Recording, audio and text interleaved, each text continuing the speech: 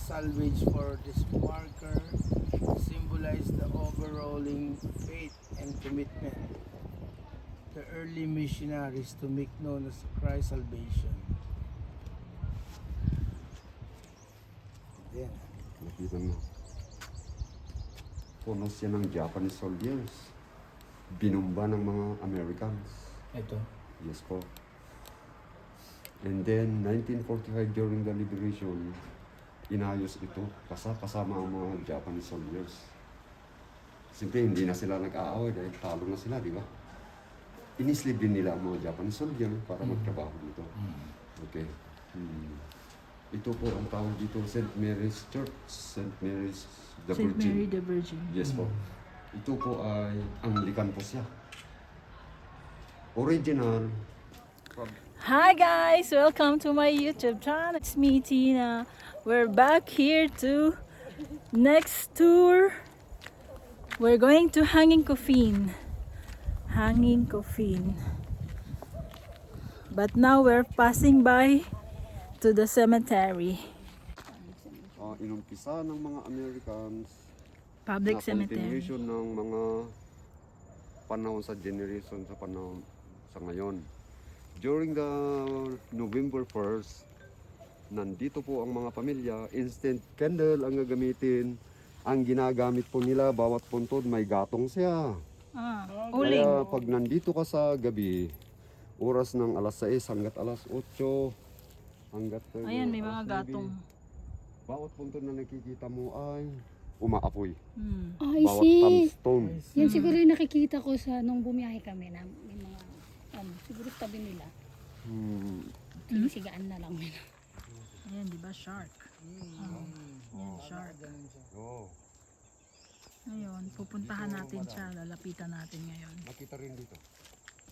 Yan. Di ba? Oh, sure. Oh. Ano siya ganun? Nakaganon. Aha, ganyan. Oo po. Puntahan natin. Magpapisod tayo din. Dahil mga kapagaling na sa dito. Samantala yung doon kami yung pagkakalin. Para yung makaabot sa lang.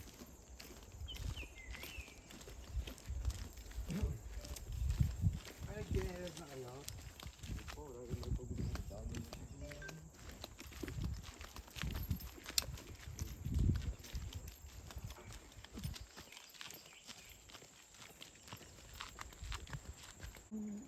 Lolobat na naman ako.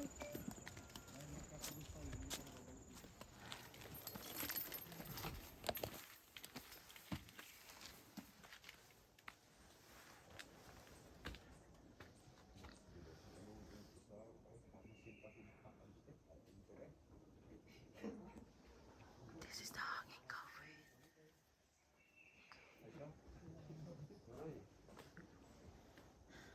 3 kilometers po siya. Dito ano to? Creek. Oh, creek po. Kaliwat kanan po. Mm. Original na libingan ng aming mga katutubo, mga elders. Kumplito po sila lahat dyan. Saan o? Mga Dito. Simula dito hanggang mula dito, hindi lang po dito, kahit doon sa kabila po. Kumplito ang nakalibing dyan, mga baliw, dalaga, binata. Alam niyo kung bakit sila nililibing dyan? Bakit? Yun ang uso na libingan po nila. At sila po yung mga tao na ayaw mabaon sa lupa. Ang gusto po nila, nature, nalalagyan po nila. Ay, patay na po sila. Ayaw po nila tanim po, ayaw sa mabaon sa lupa. Ano po ang paugalihan po nila. Ang galing oh. Sarap ng hangin.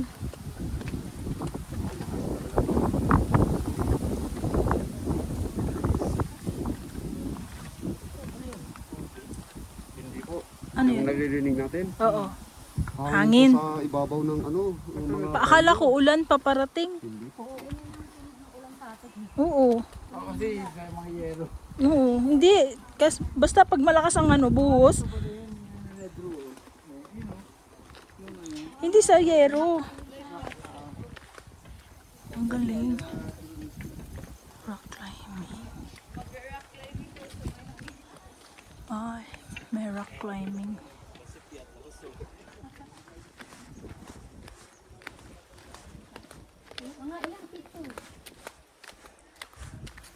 Wow. Ang galing. Oh. din ano? Oo. Yung mga may Oo nga, no.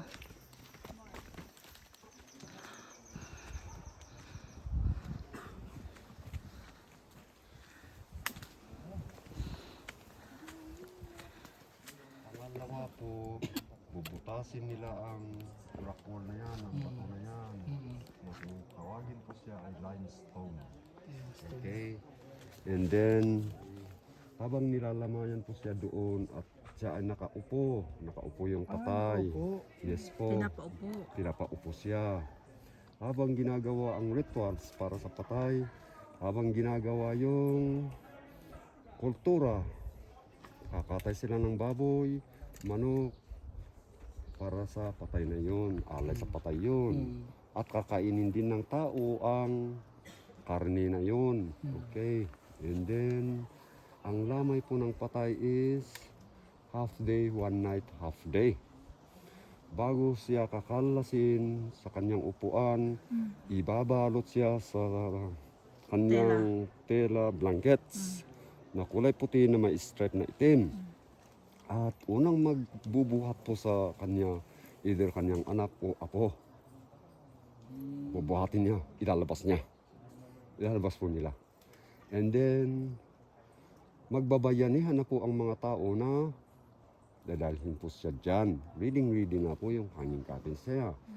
Pag inailagay na po siya dyan sa kanyang coffins po, normal tatakpan nila, no? Aayusin. Bago nila takpan yun, magbulong-bulungan pa na magsabi-salita yung tao na magtatakip doon sa kanyang kabaong, ang binubulong at sinasabi po, maiwan ka na dito, may mga kasama ka, dito ka na. Bigyan mo ng swerte ang naiwan mo sa buhay. Ganyan po. Then, kakalasin na po yung scaffolding. Uuwi sila sa bahay ng patay, doon po sila kakain, doon po sila iinom. Masaya na po sila dahil tapos ng kanilang obligation. Okay? Sila rin ang mga matatanda, mga elders, matandang ninuno, babae at lalaki. Hindi iisang pamilya yan, maraming pamilya siya. Noong una, sa kabila po, 1910, 1932, ganun po, before World War II, after World War II, doon po sa kabila. And then in the coming days, doon po sa gitna, yung tinuturo mo kanina. And then in the coming today, dito na po. The year 1993 till 80s, till 1993, dito po sila. Medyo kukunti pa sila. Ang huling inilagay ito dyan, yung baba ng Bumito is the year 2010. Ito naman po yung maiksi na may tinakpan ng yero, pinakialaman ng bagyo. Ganun po, kaya nahulog yung yero, the year 2012. Okay, any questions? Tell me. Hindi, yung nakaraan at 2000, ay ito lang, January 22. Meron ba? Meron daw dyan, piling ko yung bumitog, yung Bumit- sa left yan yung side. bago.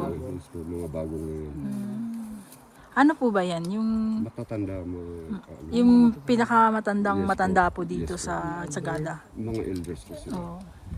At medyo may kaya sa buhay. Ano po, binibili po ba nila Hindi yung po, ano? napakadilim nilang magplano. Dahil ang direction po nila sa banda rito. Pwede doon. Pwede doon. Pwede sa kabila. Pero not choice nila dyan. Alam nyo, Bakit? medyo may kunting pera sila. Uutosan ako. Romeo, gawa ka ng scaffolding doon. Bahala na akong magbayanihan ng mga tao. Gawin ko. Romeo, bili ka ng bakal ng maganda. Marcelino, sasawag ka sa akin, bubutasin mo yun. Kaya mo yun, half day, one day. Dahil, aanuhin na ang patay. Isang araw lang. Arena o mano-mano? No, mano-mano. Mano-mano. Siyempre, gagawin talaga nila. Oo. Kasi Sahod babayaran yun eh. sila. Oo. Malaki pang bayad. Pero matibay, ano? Matibay kasi bakal eh. Tsaka malalim siguro yung butas niya, no? Oo, malalim, mga ganito. Kapag pinasok yung tubo, no? Hindi basta-basta malalaglag yan. Sila yung mga tao na magsasuggest din sa pamilya na pag ako'y namatay, lagay na ako Kaya doon. pala maliit. Oo. Yung iba kasi, Oo. di ba Naka ano. In critical position like Nakayup-yup. fetus. Ganun din ang pagbalot nila sa patay. Bakit po doon malalaki? Saan po? Doon? Kanina. Na ano po sila, ano sila, hindi naka-fetus position. First type body. Oo. Kasi malalaki, magkakapatong-patong. Yes po. And then, alam niyo kung bakit na iba-iba ang posisyon nila. Ang araw lalabas doon, ang araw lalabas doon. Kaya pwede. So yung ulo nila iba-ibang position Yes po. din. Doon naman po sa public cemetery, iisa. Nga. Dahil iisang direksyon. Direksyon ng araw, pag ganun. Yes po. Pero pag dito, doon at doon. Ganun po siya. Okay na po. Kasi nakatutok pala to sa southwest. Sa western side. Another side, Diyan po yung hanging coffin. So, pababa tayo ngayon. May naririnig akong lagaslas ng tubig.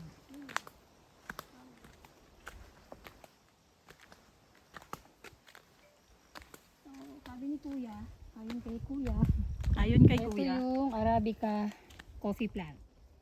So, dito nila kinukuha yung Arabica coffee na paninda nila dyan. Oh, ito pala yun. Yes, Tinatanim yan. yan. Ito, malaki na siya ngayon. Ayaw na. Siya ba yun? Yan na yun. Ayun no, may coffee seeds na oh. Ay ano, Ayan, kailangan niya muna lumaki. bunga.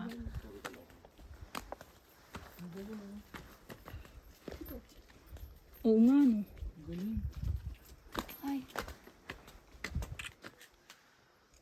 Imagine yan. Paano nila naiakyat yan? Yung May pinakamataas yung doon. story, kaibahan yung hanging coffins.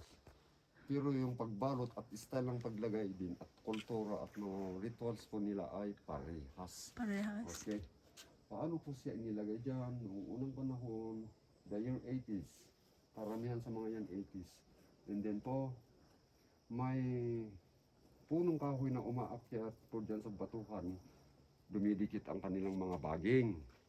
Doon umakyat yung katutubo at finiston niya ang tali sa taas po at nilaglag po niya ang tali, tatalian ng mga kasama ang kabaong, ihilain niya nila Pataas. paakyat po. Ganon din sa patay. And then in the coming years, nagkaroon ng dry na dry season ng Sagada, nagkaroon din ng fire forest, nasunog ang mga baging na yun. Pati yung coffin. Naapektuhan ng konti ang coffins. Doon naman po sa baba, may mga baging pa rin dyan. Pero ganyan po, papakita ko pagdaan po natin. Okay, dito po ang direksyon natin. Dahan-dahan lang po. Ganito lang po ang Ito'y malapit na pagdaan. maging Yung cave. kamay, hawak sa ahoy. Hindi na. Matigas yung bato. hindi na ito.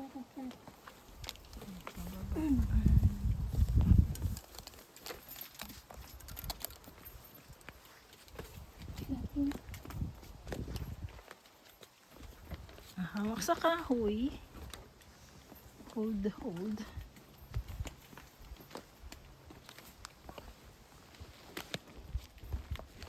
Kaya po kami nakapag-sleepers ngayon dahil may pupuntahan po kaming falls. Ganito po siya. Okay. Okay. Mga ano ito, 15 years. Ito. Hindi lang po, 20 years po. May ano dyan nakadikit dati na ano. Yes po. Napuno kaya madaling yun na ibaba. Tingnan mo itong baging nila, oh. Oh, matitibay yan, no? Yes po. Ganun siya naman, marami siya yan. Yung reno doon siya, pero hindi mo makita dito. Ang kanyang angle sa kabila. Mas maganda sanang tingnan dito kung hindi lumaki itong mga punong kahoy. Lumaki kasi sila eh. Gusto kasi nila maaarawan sila eh. Kasi nagsisit yung matanda na sabi. Doon nga gusto ko dahil malapit ako sa minuno ko.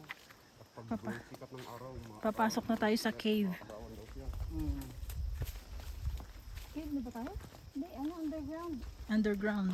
Coffee farm next to the destination ko ito. Ah, Coffee farm, then Coffee farm? Malapit river sa mga formation doon. Magandang magpapicture doon. And then coffee farm Ano again. yun yung kuya, kuya ba? Yes po. And then, Underground River. Tapos po tayo sa kabila, then Crossing River po tayo. Nakarating tayo ng Bukong. Bukong. Yes po. Kuweba. Pupunta tayo ng Patungin. Sunset. Hindi ko alam ang bagong pagka-edit ko. Tumingin na tuyo na to. Yan. Saan ang tubig yan, diba? Oh, yes po. Right po siya. Kung tawagin ito po, Nagpasukan niya sa loob. hindi siya, wala tayong makita dyan. Basta kuweba lang siya. Ulit ito. Trumpet. Trumpet. Trumpet. Meron pa dito. Isang banda doon. Ayun yung malaki yun. Sila nga una ko nakita kanina pag babae. Alam mo siya yung puno ng talong. Ang lakas maka-addict yan, boy.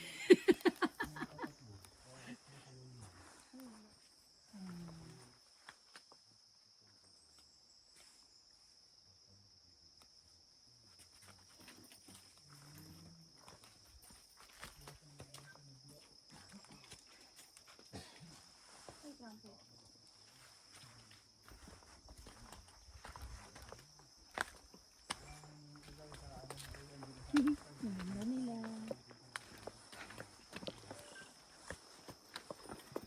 Ay!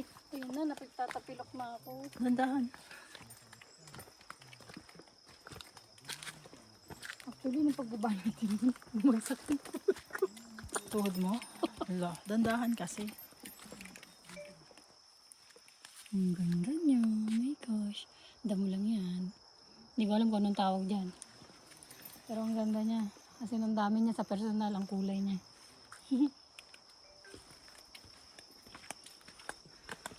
Pero meron kasi, alam ako na, kala mo damo lang siya, pero herba buena siya. Baka ito yun. Herba buena. Oh, herba buena. Ginagawang gamot. Oh, gamot siya, herbal plant siya. Kasi may libro ako ng herbal plant. Dandahan. My good nature. I really, really love you. Kahit na ganito lang siya, forest lang talaga. Pero sobrang, every single angle is majestic.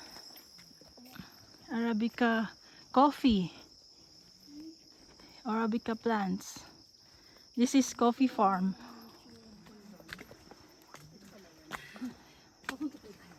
Ito na yung coffee farm. Arabica. This is Baueng shop. Baueng coffee shop. Ito yung ganda oh. Wow! Hanggang taas pala yun. Wow! Ganda. Diyan, Pero, ang itsura niya, kapamilya siguro niya. Siguro. Ganyan din kung tingnan. Ganyan na ganyan po. Ang kulay lang po. Sino kaka-relate? Ganito din sa probinsya namin, kuya. Oo. Sa Antique. Hindi maluluma yan kahit sa Oo nga lugar po. ng Pilipinas. Kahit sa may kaya sa buhay. Oo. Gugustuhin din nila. Yung ganyan. Ganyan. Kaya po yung ganyan namin, yung nanay ko nagkaroon ng katarata dahil sa usok ng Nagkaroon ng katarak. Opo, dahil dito sa usok ng kahoy. Portrait? Wow, may shop pala dito. Makaluma talaga.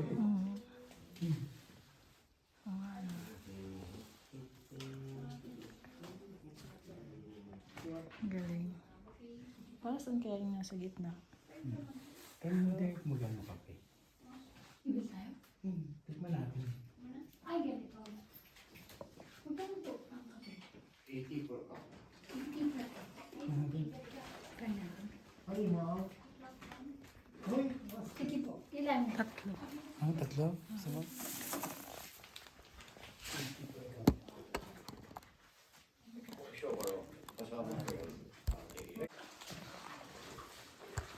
Ay, taas.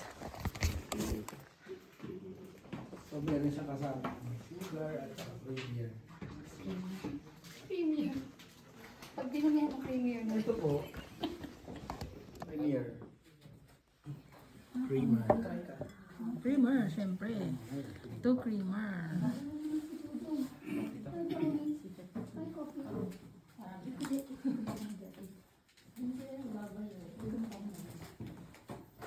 Arabi ka po, no? Opo. Aray ko. Ito pala kulay niya. Ilang araw ito binibilad para maging ganito. Galing mo nga ano, gamit mo mga sinauna. Butas na.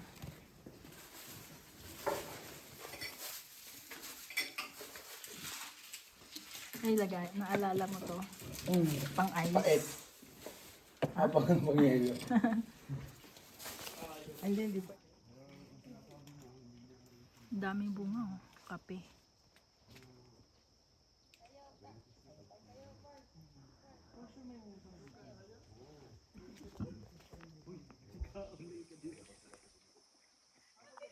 Tara! Dito tayo sa taniman ng Arabica coffee. Sa kanya kayo makinig. Kay Tina. Ayan o. So napakasarap nito. Pumunta na kayo dito at bumili dahil unang-una sa lahat, hindi siya acidic. Oh, yeah. Diba? I love that info. Hindi siya 3-in-1. Coffee pan. Fantastic. Malastik. Na pumipitik.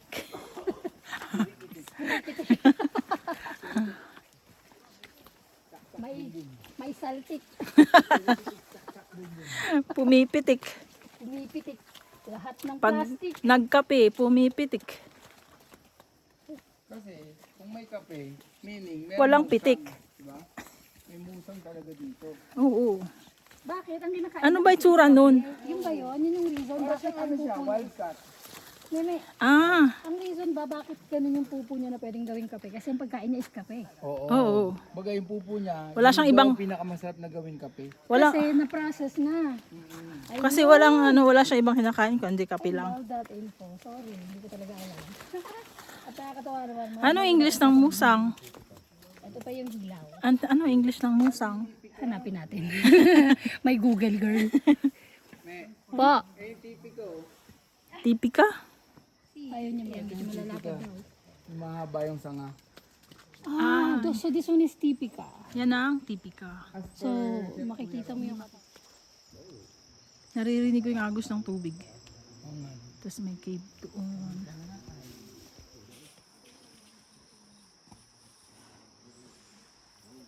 Galing naman ng pagkakaano ng daanan. Yung mga bato pinagtagpi-tagpi no, para gawing ano. Saka yung surface niya. Oo. Ay, may bunga. Nang Ano itong bunga na to? Ano yung kay kuya? ay iba yun. Iba yan. Taragis ka. Gusto kasing kumain ng mga ganyang wild na. Ang lamig naman.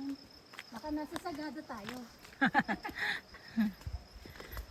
Katuwa. Nasa paligid lang natin yung mga kape.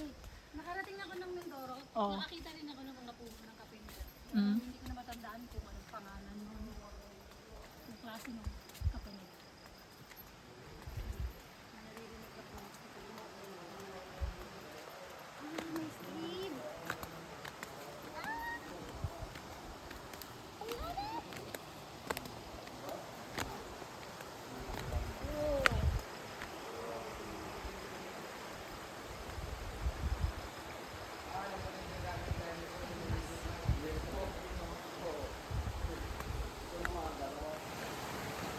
Yellow nang? Yellow na kahoy ang kulay. Yun. Ay, oo nga po. Ano gagawin nyo? Yung babalatan ko sa Tapos? kulay yellow. Opo. Tapos, Tapos, gamot-gamot. hindi po, souvenir po. Kasi bumula. Sandali po. Oo, sandali.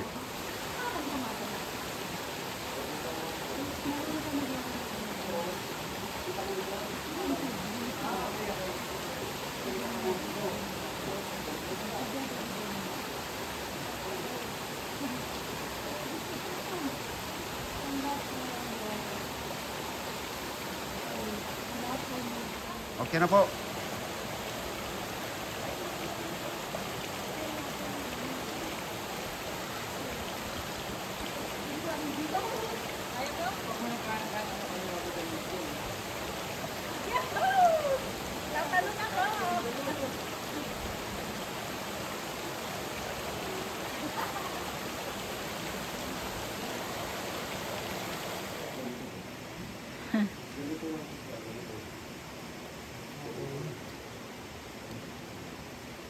Demo. Yan. Hawak ka tayo dito. Hawak mo. Yan.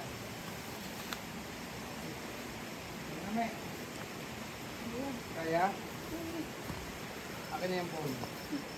Papasok na ako ng nakatao lang ang pagbakta. Pin, kaya mo? Kaya yan. Hawak ka din. Oo. Rolling. Okay, go. Para abig yan. Meron na dito eh. Yay! Ayan guys. Ito yung pinaka-extreme namin na ginawa dito sa Sagada. Wala lang, saya lang. Ang lalaki ng bato. Okay, akit tayo.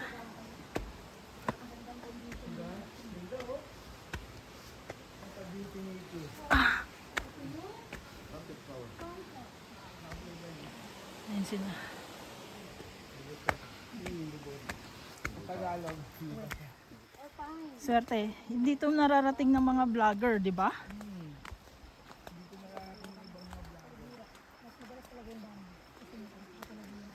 Ayan, oh.